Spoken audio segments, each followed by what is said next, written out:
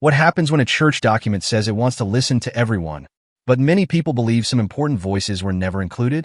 That question is now drawing attention after the Vatican released the final report from Synod Study Group 9.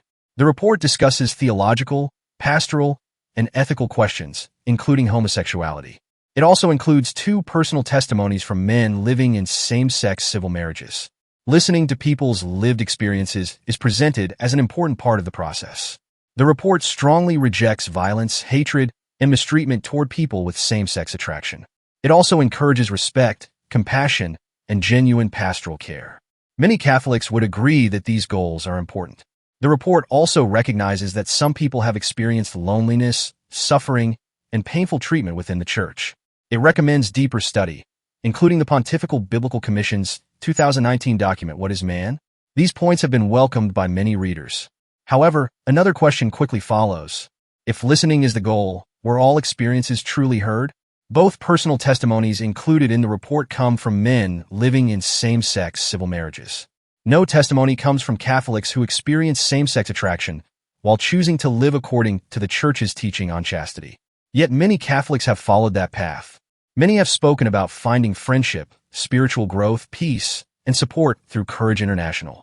Founded in 1980, Courage International helps Catholics with same-sex attraction pursue a life of chastity through prayer, frequent reception of the sacraments, Christian friendship, and faithful discipleship. Another point has also raised concern. The report describes Courage as promoting reparative therapy.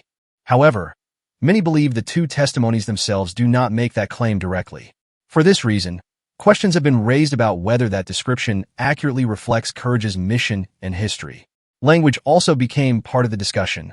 Instead of using the phrase controversial issues, the report chooses the words emerging issues. Some believe this wording changes how readers understand long-standing church teaching.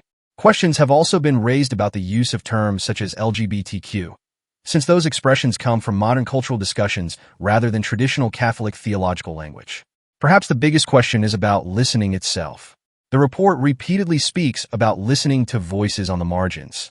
But many Catholics ask why no testimony was included from people who say they have found peace, joy, and spiritual fulfillment while living the Church's teaching on chastity.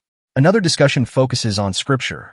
Church teaching on homosexual acts has traditionally been understood as being rooted in natural law and biblical teaching, not simply in Old Testament ceremonial laws.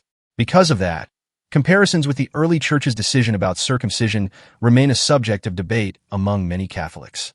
In the end, one message stands out. Real listening becomes stronger when every faithful voice has an opportunity to be heard. Not only voices that support one conclusion, but also voices that tell a different story. Only then can conversations become more complete, more balanced, and more faithful to the search for truth.